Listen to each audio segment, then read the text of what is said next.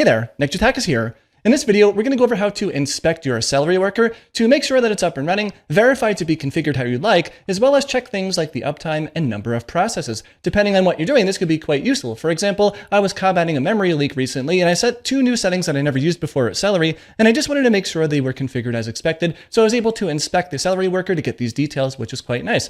So we're going to be looking at an example Dockerized Flask application. It is available on GitHub over here. This is nothing specific to Flask or this project. It just happens to be running Celery. There's also an example Django application here if you just replace that in the URL, if you happen to want to see an example of that one. So yeah, I have this application up and running in the background here. If we take a look here at the compose file, we can see there is a worker process here that is running, and this is running a Celery command here. So it is running in the background. It's not really doing too much in this example application, but we will be able to run some commands here to inspect things and make sure that they work. So let's start with the most basic example here of just pinging your Celery worker here. And I have a couple of shortcuts set up in this application to run something like any arbitrary command here, like /run command. But really, this is just running a Docker compose exec. And then I'm just going to be able to run any command that I want within the web container. So in this case, we're going to be running the Celery command, and we do need to pass in the application path. So in this case, it's going to be hello.app Celery_app. And the reason I got this path here, that maps back to exactly what you would be setting here in your Celery commands when you run your worker process.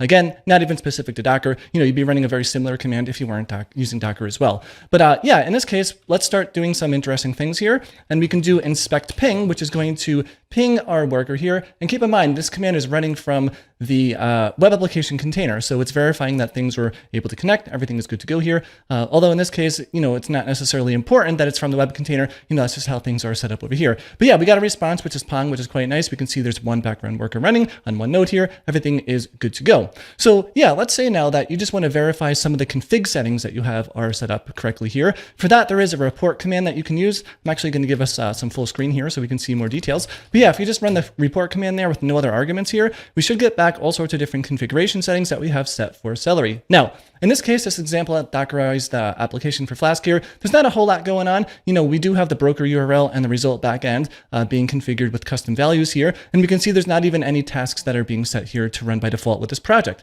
Now, if we go back to the configuration here for this application, I do have a settings.py file here, and you can see that we have a Celery config defined here, and that's the broker URL, result backend, and the tasks here that if you wanted to include your own tasks here, because this is meant to be a starter project, you would add them here. But yeah, these settings that we see here, they correlate back to what you see here. So if you had different settings that were set up here, then you'd be able to see them. And we can actually verify that actually works if we go to Celery's documentation here. For example, these were some of the new settings that I set in a different project here just to combat some memory leaks here. So we can say, worker max tasks per child here. This says the maximum number of tasks a pool can execute before it's replaced with a new one. If you don't set this, then there is no limit. So the nice thing about this one is, you can set this value to, whatever makes sense for your application. Maybe after, 20 jobs execute, or maybe 50 or 100, then you can just have these things get recycled to potentially help some memory leak issues there. So what you could do here, you can just go and add that setting here.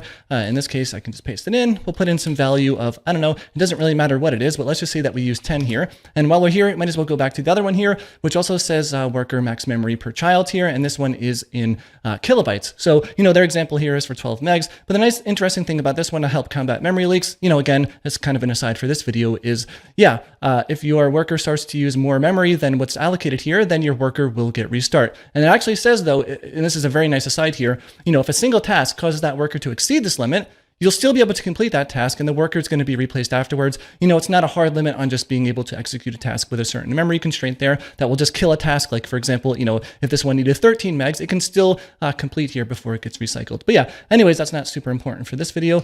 Maybe I'll make a dedicated one around combating memory leaks. But in this case, yeah, let's just put this in here. And I don't know, what did they put here? 12,000? It doesn't really matter. I don't know if it was 12,000, was it? Yeah, it was. Cool.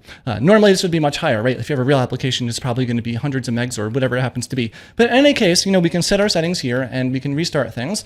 And let's see how we get now when we do another report. So hopefully, the verification process here, at least what I did in my case, was like, let's make sure that those settings are actually set here and they're set to the values that I want. Because, in the real application here, I was actually defining these with environment variables, because the idea there is like, well, let's say that we need to tweak these values in the future. It would be nice if I can just change an environment variable without doing a full-blown like code deploy here, just to get some differences. So yeah, let's see. Nice, we can see that things are set up correctly here, and this is a nice verification, a sanity check. You can sleep well at night knowing that like, hey, you know what, I didn't misconfigure something. This is actually the configuration that Celery is using here, which is pretty cool. So now let's do some other stuff here. Let's say we can do an inspect stats, and that is going to give us quite a bit of details about the background worker itself, a little bit lower level things here. But yeah, you can see, this is just a big JSON blob that gets returned here. We can see all sorts of different things around host name, configuration details. We can see the number of processes running. In this case, it happens to be 4. This is all just configured based by default, the number of CPU cores that you have here. You can always override those things as needed. But yeah, it's pretty nice here just to be able to see this. I think there's like an uptime here. You can see in this case, it was, the uptime, I believe is probably seconds there. So if we run this again, let's see if this gets a higher value. That's more than 36. That's like within reason. Yeah, I probably have been rambling for 30 seconds more. So yep, it's just pretty nice to have that stuff set up here. Now there is one last command that we're going to go over. Now there's a lot more. We can always check the help menu in a second here. But yeah, there's another one called active, which is a part of the inspect command here. And this one will actually give you a list of all active jobs that are currently running right now. So in this case, this example starter application doesn't have any jobs running actively. There's no, nothing to do there. So this is going to be empty.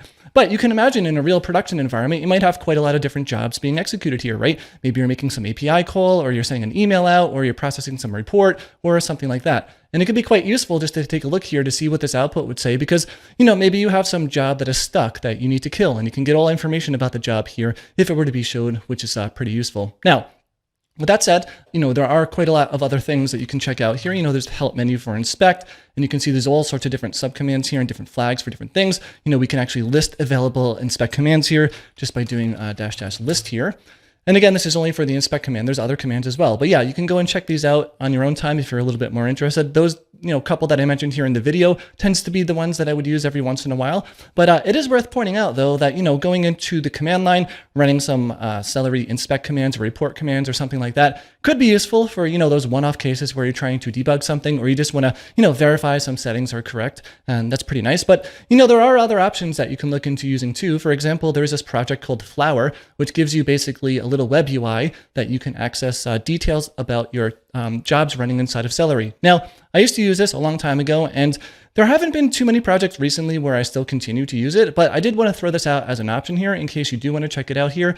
It is a nice project here, and it will give you a nice little web UI for, just getting details from Celery and being able to, do some things with some jobs there. And, if you are running everything in Docker, it's actually pretty easy to get that set up in case you want to do that. We're not going to do that on this video here, but I mean, you can just add something like a Flower service here and, follow their documentations on how to get installed and running, and then you'd be well on your way there. Just be warned, if you happen to be using Flower in production and you don't have a firewall in front of your application or something like that, be real careful about using the ports property here on that Flower one, because you wouldn't necessarily want to expose that port to the public internet because it may have, private information about your jobs. So just wanted to throw that out there in case. But yeah, with that said, if you have any questions about any of this, let me know in the comments below. I'll do my best to answer all of them. Thanks a lot for watching, and I will see you in the next video.